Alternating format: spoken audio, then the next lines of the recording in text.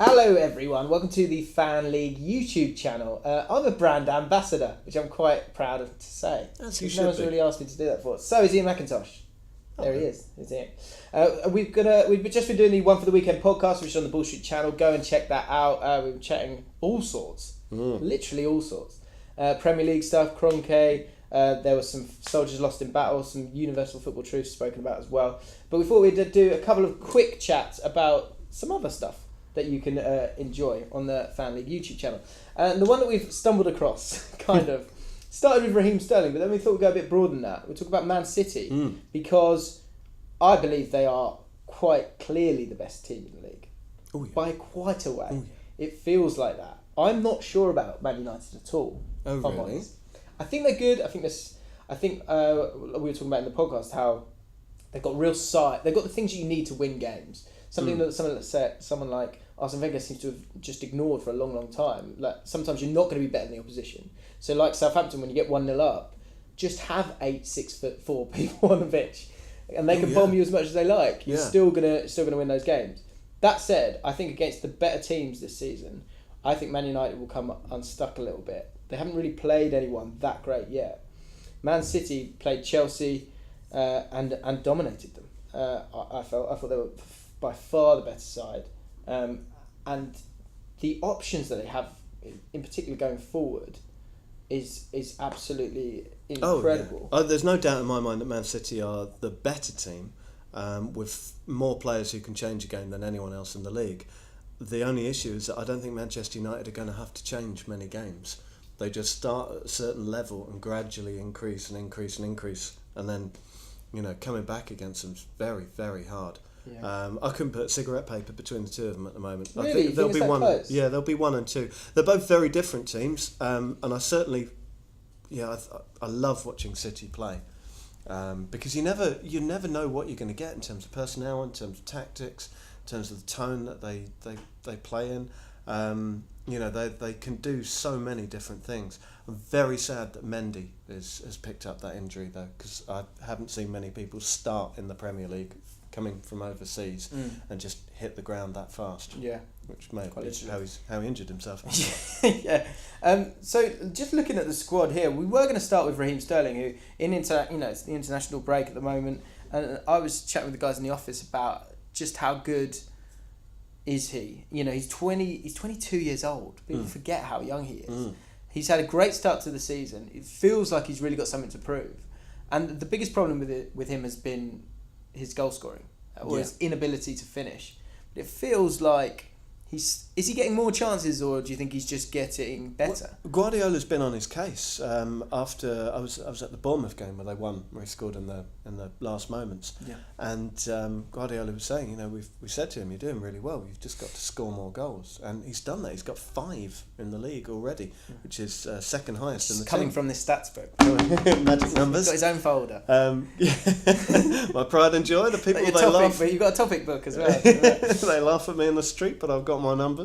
What are your general thoughts on Raheem Sterling? Because again, with England, where a lot of people kind of judge him, especially again Euro 2016, we talk about it on the podcast. A lot of players didn't cover themselves in glory, but he was another one we were hoping for more. But how good is he, and how good can he be, do you think? I think he's obviously an excellent player. I like the fact that he's had to react to stuff in his career. You remember when he first came into the Liverpool side, it was under Kenny Dalglish. Dalglish who gave him his first try. And he was brilliant for about 6 games because he would get the ball and he'd knock it outside the fullback and run really quickly.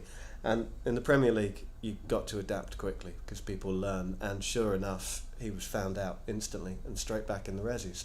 When he came back under Brendan Rodgers, he'd adapted and he'd evolved to become a better player. He was playing with better players, actually. He was playing with better players, but he had focused and improved where other players in the past would have just thrown their arms up and gradually drifted down the divisions. When he got to Manchester City, people close to him say he was shocked at the lack of coaching that went on under Pellegrini. That he had come from working with Brendan Rodgers for all their differences towards the end. Rodgers was on him all the time trying to improve his game, trying to help him become a better player. At Man City, that just vanished. There was no personal kind of care on the training field. They were just treated as highly paid professionals, get out there, stay fit, play football. Guardiola was in contact with him before he even arrived at Man City to say, I want you, you're going to be a big part of this football team. And you can see the way that he's reacted to that. But I think more than anything else, I mean, we're dealing with a boy who's had a lot of profile, a lot of exposure, very, very young.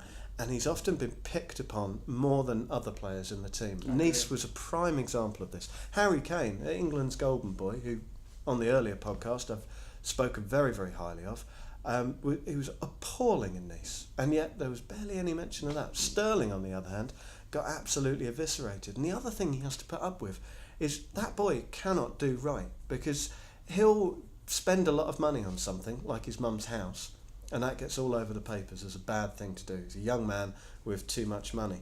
And then he's photographed going into pound stretchers or something. Yeah. And it's like, look at him, he's a multi-millionaire and he's in pound stretchers. It's like, well, which is acceptable? Tell him how to live if you're just going to pick him apart. But he puts up with all of that, and he does it, I think, very gracefully. Yeah, and I think we want these kids to enjoy being footballers. I really don't want to see them like.